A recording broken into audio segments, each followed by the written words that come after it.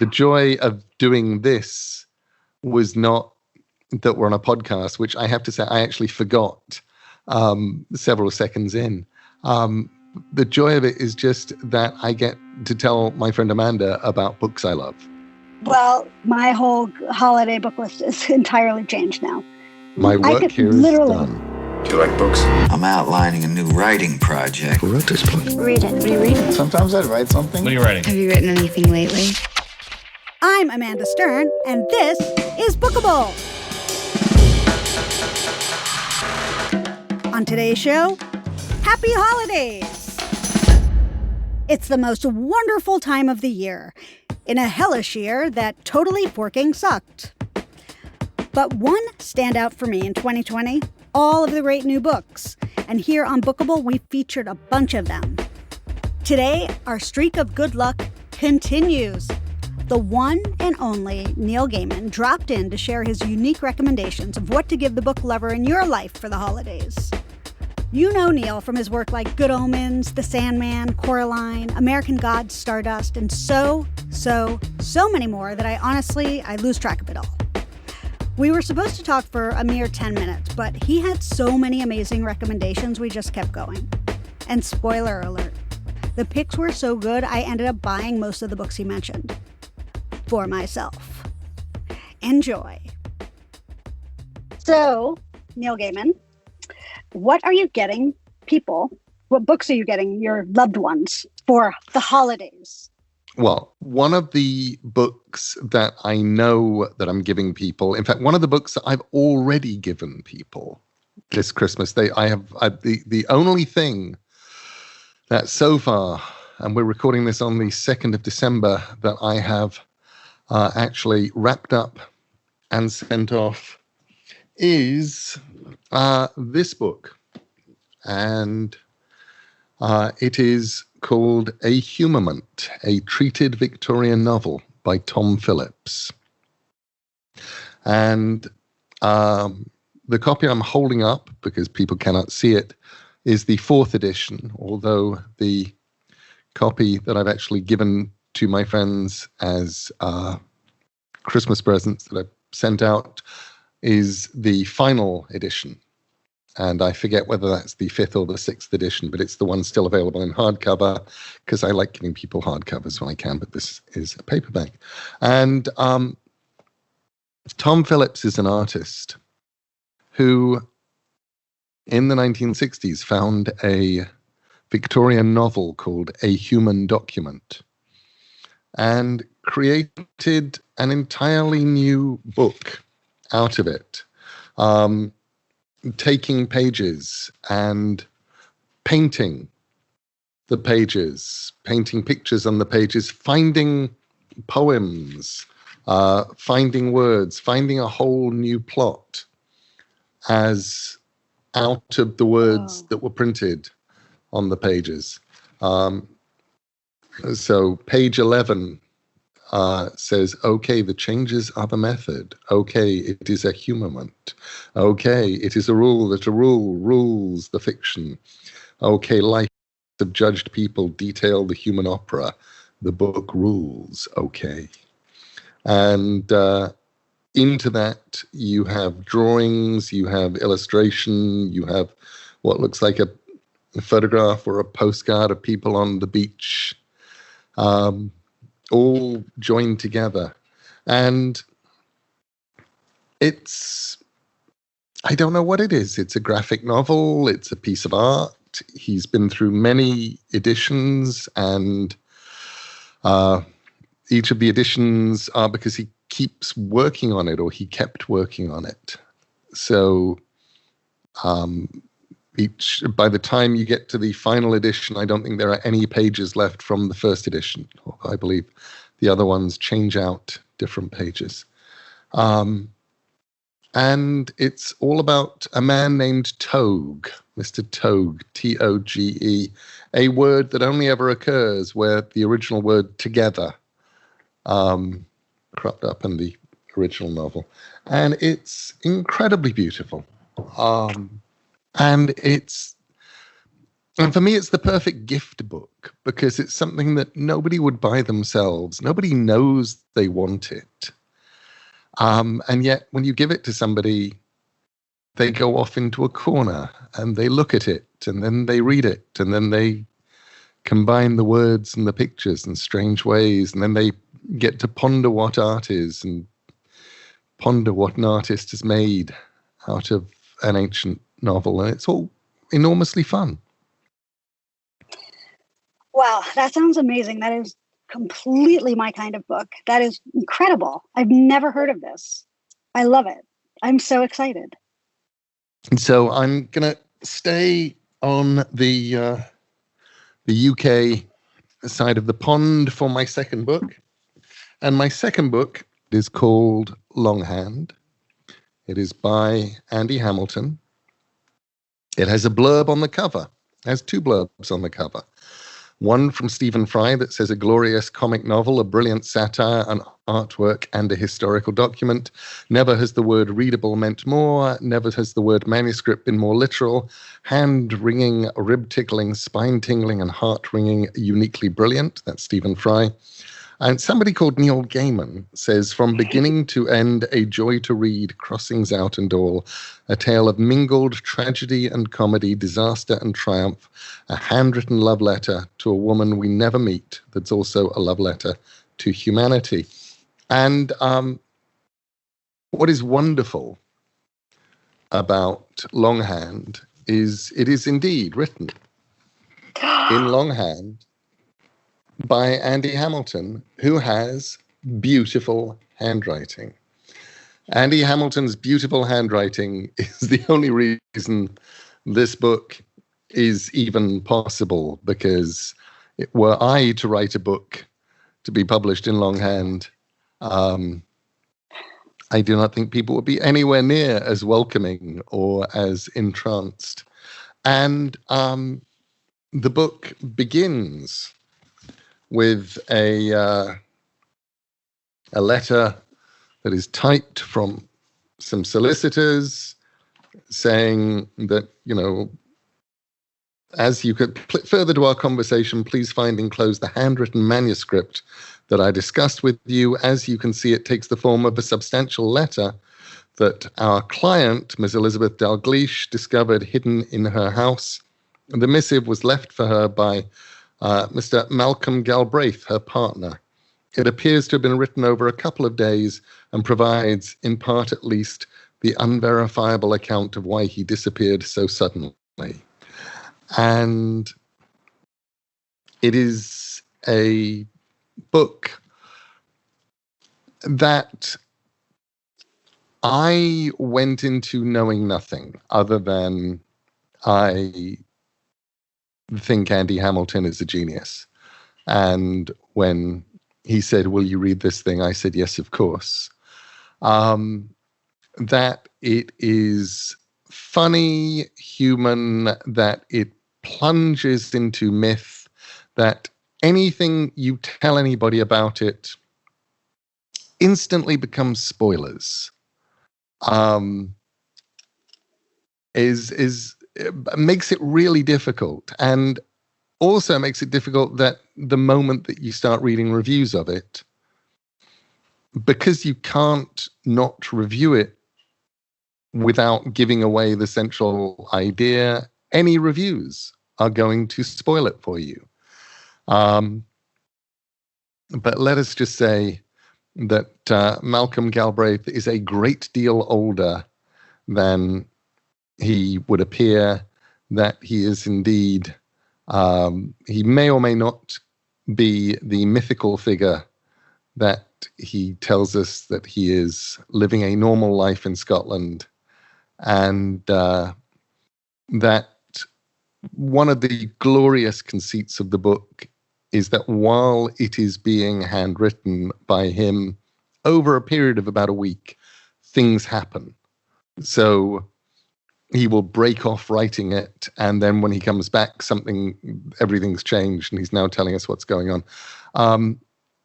It's beautifully constructed, beautifully written, hits all of the right notes, and is just wonderful. So Longhand by Andy Hamilton, published by Unbound. And that's really his handwriting. It's not a font? No, that's Andy's handwriting. I get letters from him every now and again, and they are in that handwriting. And furthermore, part of the fun of it is every now and then he'll cross things out, and you can sort of follow the characters, what he's writing and what he was about to say, and then just thought better of and said something else instead or whatever. Wow. But because Andy's handwriting is this very, very beautiful and incredibly legible handwriting, the whole concept works.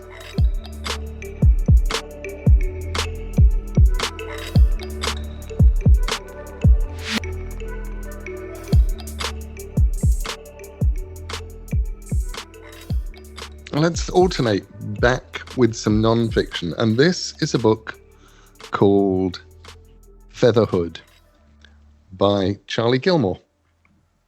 And I'm very much looking forward to giving people this book.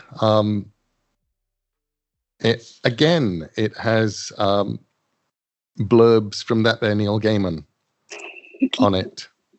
And Charlie sent me a copy of it to read. I don't really know Charlie. I'm not sure that I've met Charlie since he was 3. But Charlie's mother, Polly, is a very, very dear friend of mine. She was my first ever book publicist on my first ever book, which happened to be her first book that she ever got to publicize as a junior book publicist. And back in 1985. And so I got to watch Polly get promoted as a young book publicist. And I was very proud when she became head of publicity at Jonathan Cape. And then very sad and kind of angry on her behalf when she left Jonathan Cape because she'd taken an author on an author tour and got pregnant. And she went off with the author, who was a poet named Heathcote Williams, who at the time had just written some very big books about poems, one about elephants and one about whales. And Heathcote was an actor and various other things, and they went off together. And then all of a sudden one day my friend Polly is back in my life and with a tiny baby, and the relationship with Heathcote has completely broken down. She woke up one day and he was gone, and he basically refused to see her anymore, and she'd taken the baby and come back. And Polly then, a few years after that, I moved to America, and I got a message from her, a phone call saying, are you doing anything Thursday week? Because my boyfriend is in a pop group and I'm going to be in Minneapolis with him. And I said, of course, anything, I'd love to come and see you. And I came in, they were staying in the hotel under her name. So I went up, and there is little Charlie. And there is Polly. And a couple of minutes later, her boyfriend comes in and she introduces him as David Gilmour. And I suddenly realize that the pop group in question is Pink Floyd. And I had a marvelous day with Polly as watching the Pink Floyd gig in Minneapolis in whatever it was, 1992, 93, 94. So Polly and I have stayed in touch. We've stayed friends. and which also meant that I got to watch what happened when Charlie, as a young university student, got into incredible trouble with the English legal system, and wound up being sent to prison for swinging on the cenotaph, the war memorial, during some student riots. He was photographed doing this, and it was decided he had to be made an example of. So what Charlie has written is a book that is about adopting a magpie. It's about a fallen magpie, a baby magpie that he winds up being given. About discovering that Heathcote Williams had a jackdaw, that this father and son both at different times seem to have bonded with having these corvids. It becomes a book about Charlie's relationship with his missing father, trying to understand the clues, what had happened. This weird relationship with this awful kind of magician, writer, poet person who would stumble into Charlie's life, do something appalling, and then disappear. And it somehow becomes this beautiful, moving book about fathers and sons, about parenthood, all through a magpie. And it's honestly a book that is structurally astonishing. It shouldn't work, and yet he pulls it off. He builds this beautiful structure that is about who he is. It's about magpies. It's about raising a magpie. It's about who Heathcote Williams was. It's about this intersection. It's about fathers, and of course the title Featherhood is sort of about it's all sort of in there. So that's a book that I loved. I was thrilled. It's making it onto the British Book of the Year lists right now, which makes me incredibly happy. At the same time that Polly Sampson's book about Hydra, the Greek island in the early 1960s, is also making it onto the Best of the Year things. So which is just, I love that. I love that they are both Best of the Year people. I will give people Carlo Rovelli's amazing book, There Are Places in the World Where Rules Are Less Important Than Kindness. And Carlo is a quantum physicist who happens to be one of the best writers I know about science and about humanity and about how the human race thinks and about culture, and everything that he writes about is about putting things into perspective, giving us background on things. This is a collection of essentially newspaper essays or magazine essays that he's written over the years. They range from things like, Aristotle, Newton, and Einstein, to student revolt, to COVID, to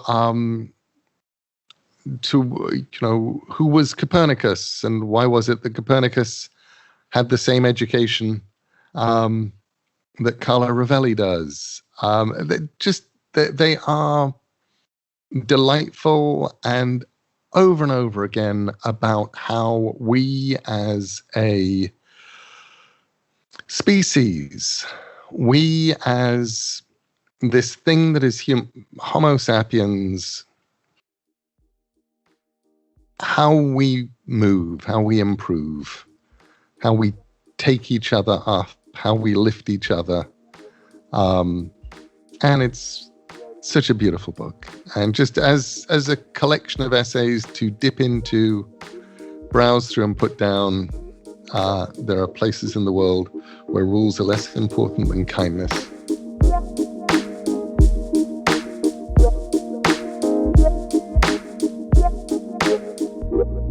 Poems. I guess a humament is in some ways a giant poem, but this is a 100-year-old poem. And when I was 12 or 13, I bought and fell in love with a book called Blood in the Mist by Hope Merleys. And I loved it. It's a fantasy novel, I guess, from about 1926 that is also a detective novel, also a history novel. There's so many wonderful things going on. There's an awful lot of English folklore in there. And by the time I was 19, 20, I wanted to know more about Hope Merleys. There was nothing that I could find. And I went to the British Museum. And in the middle of the British Museum back then, they had the British Museum Library. And the British Museum Library was this place that had been unchanged for 100 years. And the British Museum Reading Room and the British Library Reading Room. And you would go in and you would sit there and they would bring you books. And I wanted to know what else Hope Merleys had done. And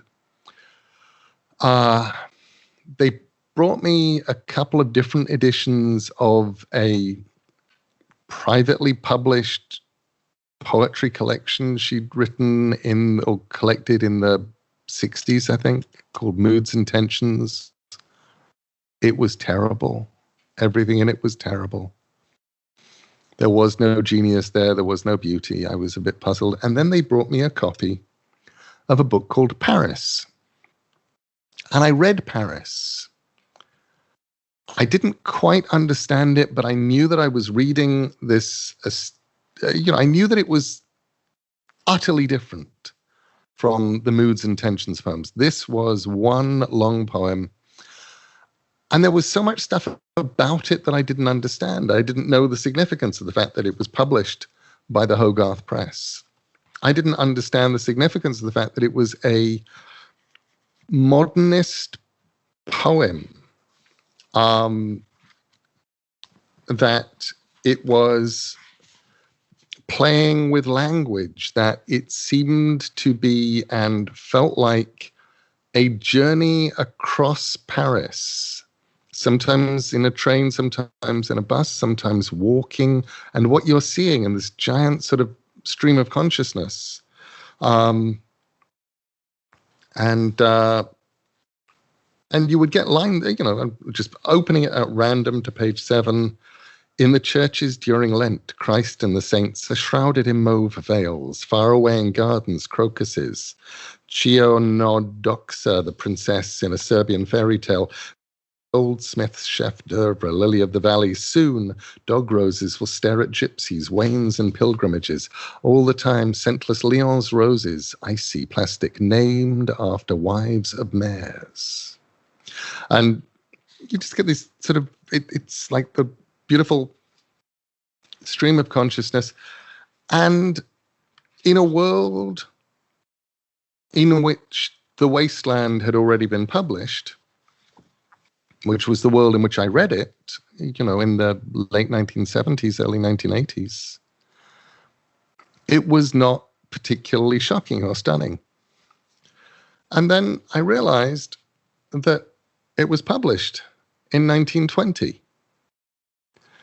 And it was a book by a 26-year-old author that actually prefigures so much of what was to come. And it's sort of it's like there are so many things where right now we mark it in the sand as having been T.S. Eliot and The Wasteland, except it kind of starts with Hope Merleys and Paris. And one of the great things about 2020, a year which is, let's face it, shitty, is that it is the 100th anniversary of Paris, a Poem, and Hope Merley's Paris has been brought back into print by Faber and Faber. It is that it exists makes me happy.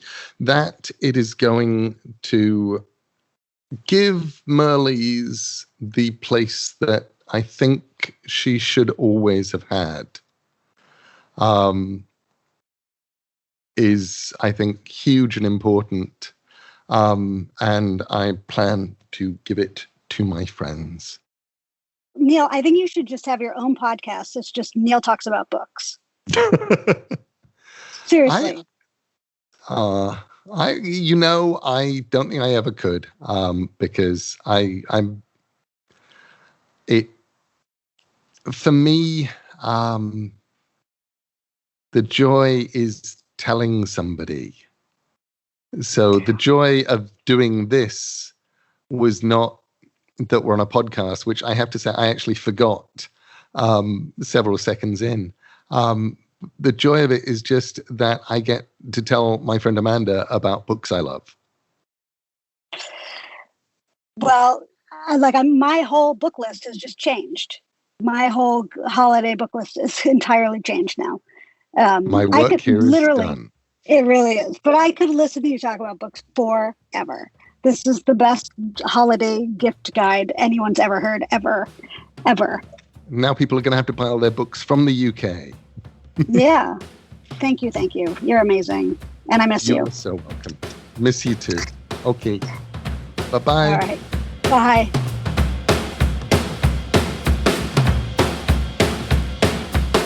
Time for a short break. When we come back, Team Bookable is back to share what books they're gifting this year. And we talk way too much about fluffers. Stick around.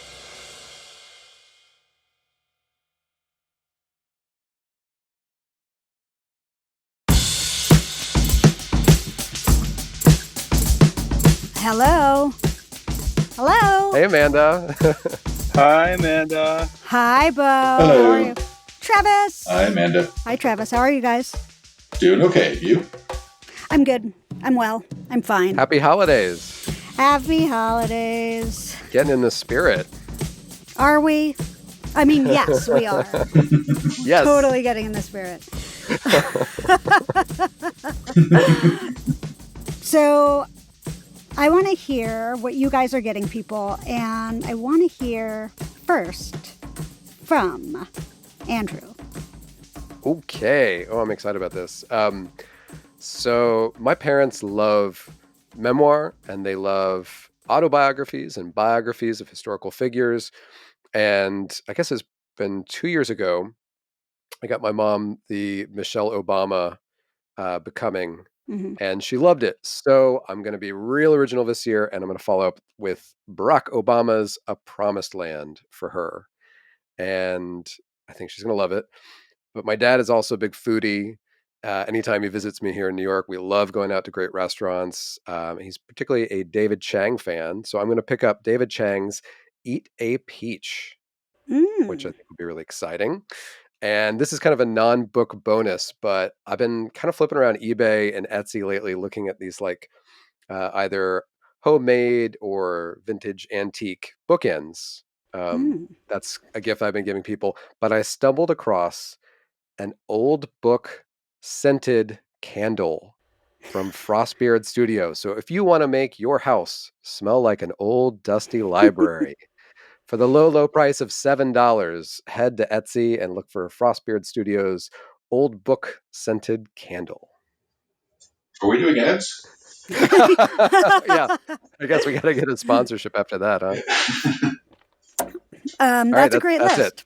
That's what I got. All right, that's a good list. I like it. So, okay, Bo, what are you getting people?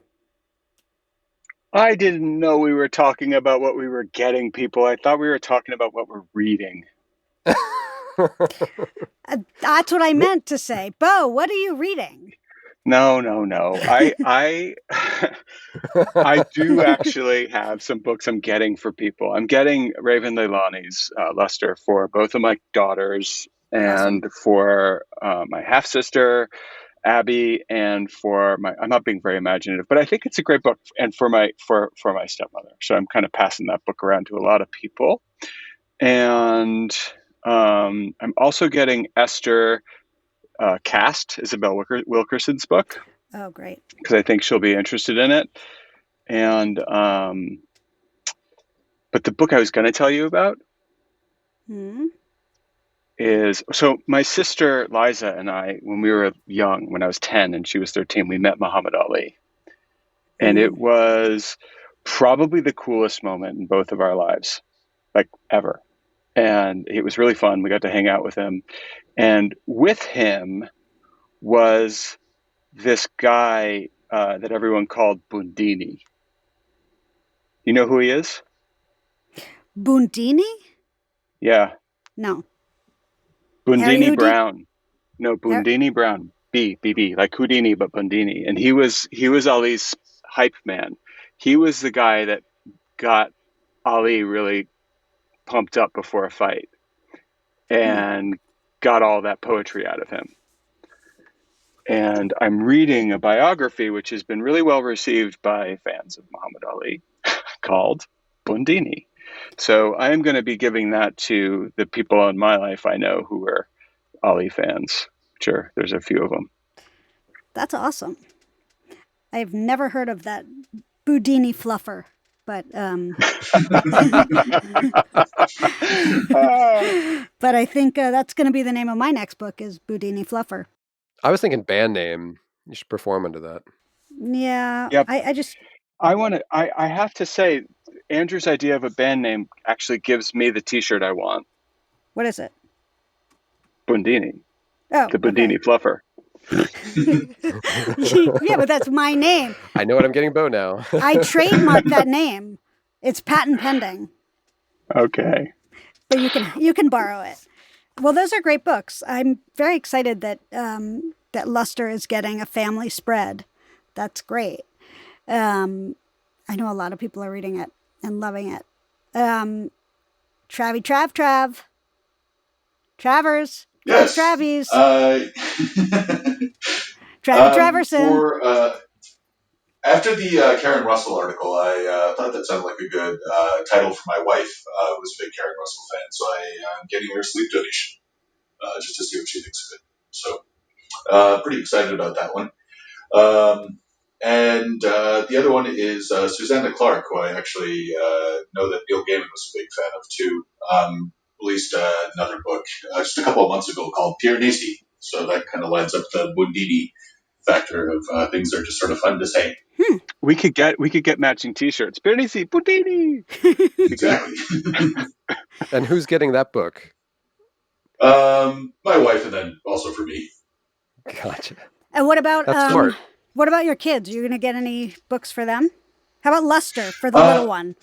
There you go. Not really sure. My 5-year-old daughter has decided that she's a rapper now, so I'm trying to see if I can find a type of sort of child-appropriate book about rap, just to see if that ends up going anywhere. But yeah, she's started prefacing a lot of things with yo and making some very suspect rhymes that don't really go together, but it's kind of a interesting stream of consciousness. So if anyone has any good, children's hip hop books, I'm all ears. Anything for do you have a boy? I thought you had a boy. Did I make that up? No, yeah, he's 2, and he's, I think he would just tear apart books for the time being, so he's more in his Lego phase. Okay. So, I mean, there's always, Batman and Spider-Man he's really into these days. The Darth Vader phase has passed a little bit, so. But yeah, nothing really springs to mind for him because he just keeps tearing everything. Those are great picks, Travis. Thank you.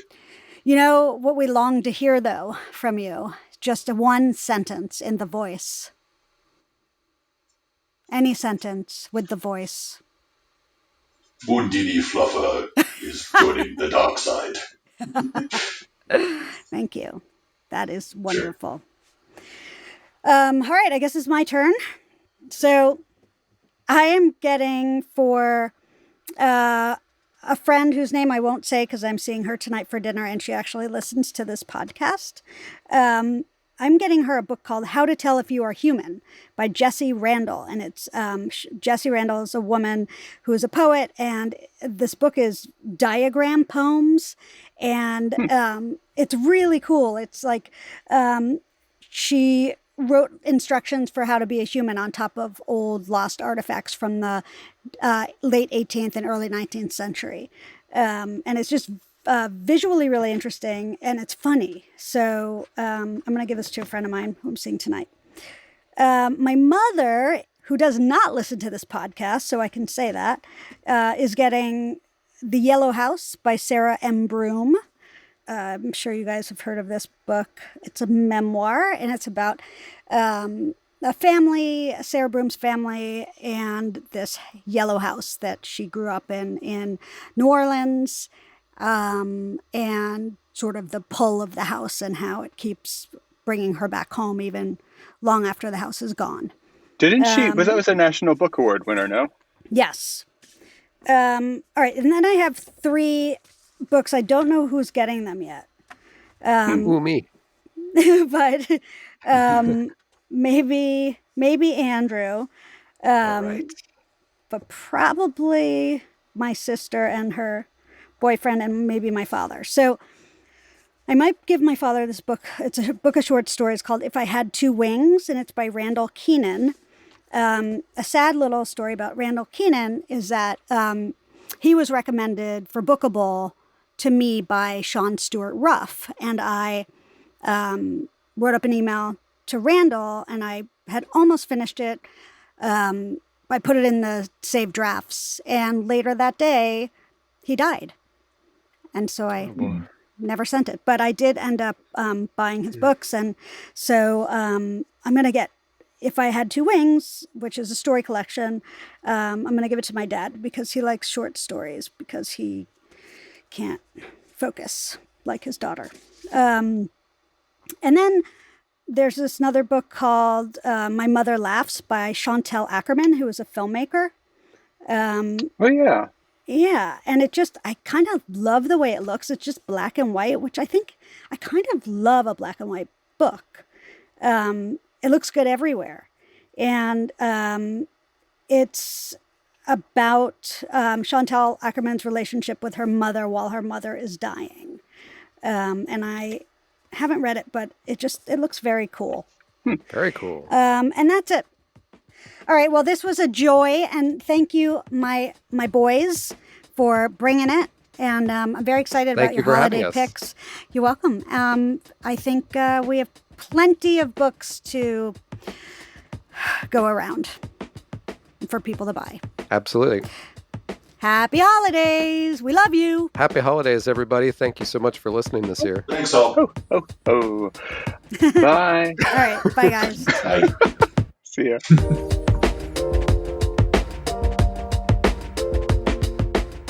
Thanks, Team Bookable, for that wonderful check-in. Those are some excellent gift ideas, and I know your loved ones are really going to enjoy them. Extra special thanks to Neil Gaiman for all of his amazing recommendations. Might I suggest a book of Neil's for a gift too? Why not start with the Neil Gaiman Reader? It's got a foreword from Marlon James, and then follow it up with one of my personal favorites, The Ocean at the End of the Lane, which won Book of the Year in 2013 from the British National Book Awards. That's like the Oscar of books in Britain. Bookable is a production of Loud Tree Media. I'm your host, Amanda Stern, 5 feet tall and hoping Santa brings me some platform shoes. We're produced by me, Beau Friedlander, and Andrew Dunn, who also mixes and sound designs the show. Beau is Loud Tree's editor-in-chief. Find us on the web at bookablepod.com and subscribe and rate us 5 stars on Apple Podcasts or wherever you get your shows. And if you want to learn more about our guests, find us on Instagram at bookablepod and follow me, your host, at A Little Stern. From everyone here at Bookable and Loud Tree, happy holidays, everyone. Enjoy those books.